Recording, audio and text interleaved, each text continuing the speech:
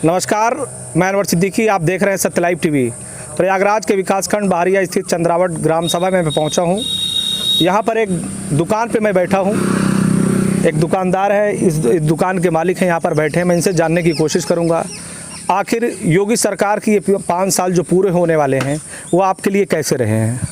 क्या नाम है आपका? मेरा नाम है रंग बहादुर। मैं ग्राम सभा चंद्रावट का निवासी हूँ जी। जो वर्तमान सरकार का 5 साल चल रहा है जी, इनका कार्यकाल तो अच्छा रहा, उपलब्धियाँ भी अच्छी रही जी, थोड़ा सा लेकिन है। जी, लेकिन क्या है? महंगाई। जी, महंगाई का मतलब ये है कि जैसे डीजल का रेट बढ़ गया, जी, पेट्रोल का रेट बढ़ गया, खाद्य पदार्थ के रेट बढ़ गए, दाल के रेट बढ़ गए, रिफाइंड के रेट अभी 750 ग्राम का पाउच आता है, 750 ml का, लेकिन वो 115-20 रुपये का है। अब 1 किलो रिफाइंड 1 किलो मैदे में लगभग 1.5 किलो मैदे में ख़त्म हो जाता है। अब आप बताइए कि यहाँ पे जो है किसान लोग हैं, कहाँ से परवड़ेगा, कहाँ से चलेगी दुकान, कहाँ से हम लोगों का बिजनेस चलेगा, कहाँ से धंधा चलेगा।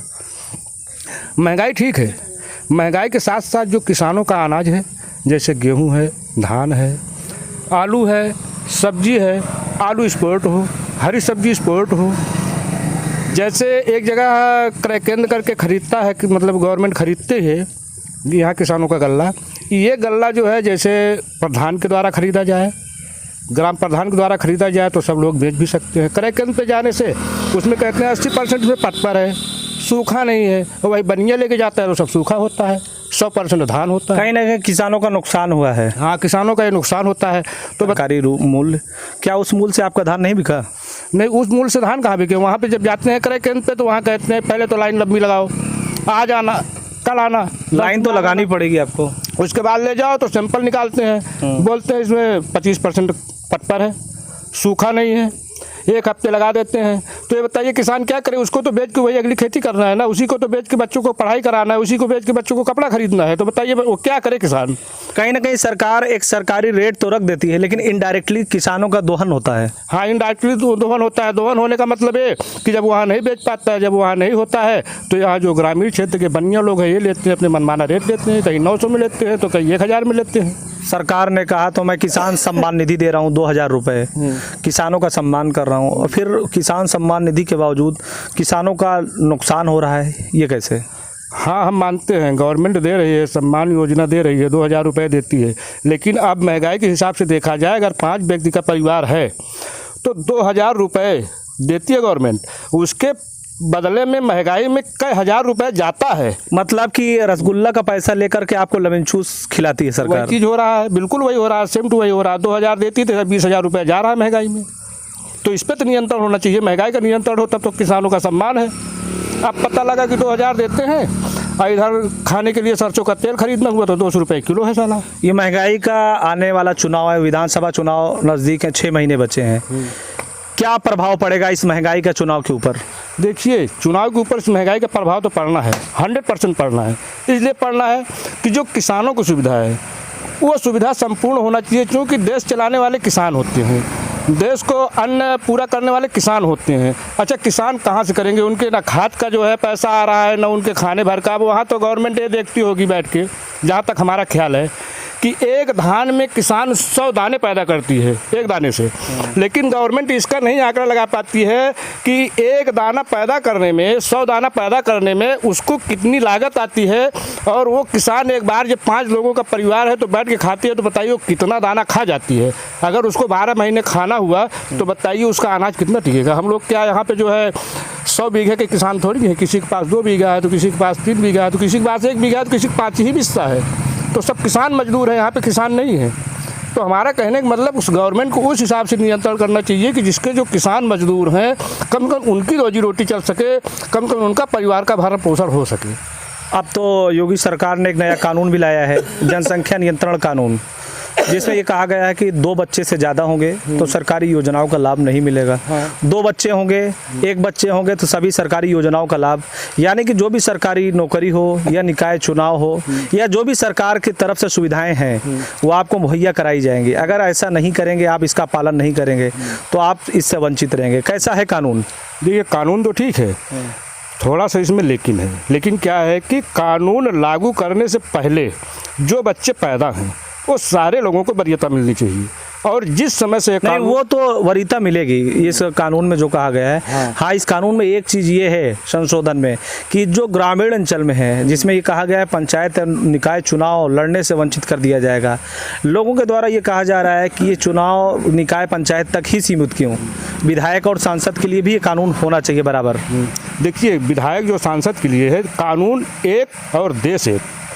जनता जो है सब यहाँ की नागरिक है, वो चाहे ग्रामीण क्षेत्र हो या शहर क्षेत्र हो, या सांसद हो या विधायक हो या ग्राम प्रधान हो या बीडीसी हो या ब्लॉक प्रमुख हो, कोई भी हो XYZ, कानून सबके लिए एक होना चाहिए, A to Z।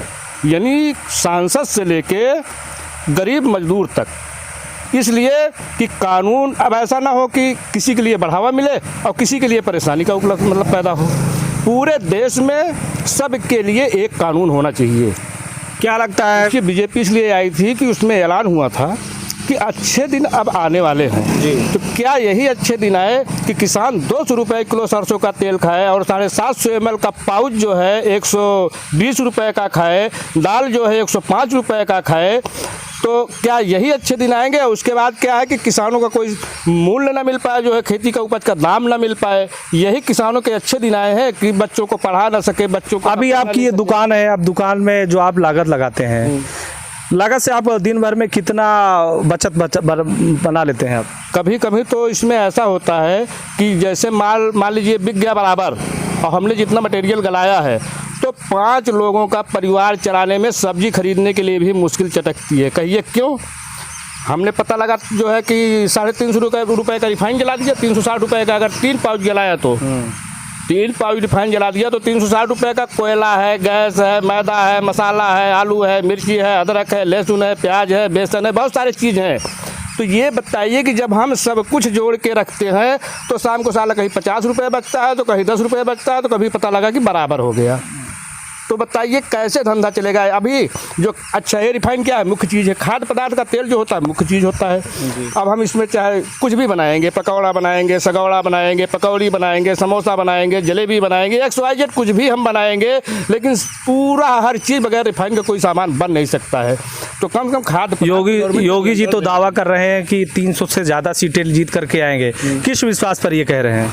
वो तो विश्वास नहीं, वो तो केवल एक ज़बरदस्ती बता रहे हैं कि हम इतने सीटें ज़्यादा जीत कर आएंगे, इसलिए बता रहे हैं। मतलब वो जनता के बीच में देखें, किसानों के लिए अपनी समस्या देखें कि हमारे देश की जनता, हमारे राज्य के किसान कितने बेहाल हैं। कम से कम उस पर तो नियंत्रण होना चाहिए कि ये लगाते हैं 100 रुपये, तो 100 रुपये इनको किसानी में मिलता है कि नहीं? अब बताइए, सूखा मौसम है, आज कितने दिन से है। अब डीजल क्या भाव है? सिंचाई करते करते लोगों का माथा पंचर हो गया है। तो बताइए कहाँ से परवड़ेगा? आप ये समझ लीजिए कि 10 बिस्वा खेत है, 5 घंटे लगते हैं, 500 रुपये का कम से कम 10 पानी सींचेंगे तो 5000 तो सिंचाई हो गई, प्लस उसका जो खाद है, जो बीज है, जो जोताई है, 1000 रुपये बीघे जोताई है। तो बताइए किसान जोड़ते जोड़ते उसमें क्या मिलेगा उसको? यानी कि आने वाले विधानसभा चुनाव में भारतीय जनता पार्टी के लिए चुनौतियां काफ़ी कठिन हैं। हाँ, कठिन है। हमारे बीच में एक और सीनियर है। क्या नाम है वो चाचा आपका? पन्ना लाल। क्या नाम है? पन्ना लाल। पन्ना लाल जी, बताइए, योगी सरकार के 5 साल पूरे होने वाले हैं। योगी सरकार कह रही है कि हमने बहुत सारे विकास किए। आप कितना सहमत है? कितना विकास हुआ, आप सहमत हैं? बिल्कुल, महंगाई का विकास हुआ है, महंगाई का विकास हुआ है, और कुछ भ्रष्टाचार का विकास हुआ है जी।